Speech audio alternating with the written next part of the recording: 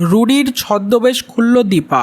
এ বিষয়ে আরো বিস্তারিত জানতে ভিডিওটি না টেনে চ্যানেলটি সাবস্ক্রাইব করে ভিডিওতে লাইক দিয়ে দেখতে থাকুন। জলসার অনুরাগের ছ ধারাবাহিকের গল্প ইতিমধ্যেই জমে উঠেছে। ধারাবাহিকের গল্পে ইতিমধ্যেই সেনগুপ্ত বাড়িতে প্রবেশ করেছে লাবণ্যর বন্ধু সাজা বিদেশি একজন মহিলা।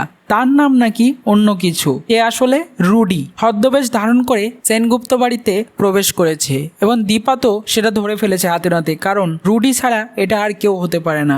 সে খাওয়ার টেবিলে রুডির পায়ে একটা তরকারির ঝোল ফেলে বুঝতে পারে যে রুডির পা দেখে এটা আসলে রুডি, এবং রুডি চাইছে সোনার ঘরে একসঙ্গে রাত কাটাতে। দীপা তো সেটা কিছুতেই হতে দেবে না। সেই জন্য সে সোনা এবং কৃষ্ণর সঙ্গে প্ল্যান করে তাদের ঘরে চলে আসে এবং সূর্য এসে রুডিকে উধম মেলাতে মারতে থাকে। উঠতে পারে না এটা আসলে কে। তারপর দীপা বলে, আপনাকে কিন্তু আবার মারবে, আপনি চলুন গেস্ট রুমে থাকবেন। এবার যেহেতু বুঝতে পেরেছে এটা আসলে রুডি, সে এবার রুডির পর্দাফাঁস নিশ্চয় করবে, রুডির ছদ্মবেশটা খুলে সবার সামনে আনবে। এমনই হতে চলেছে।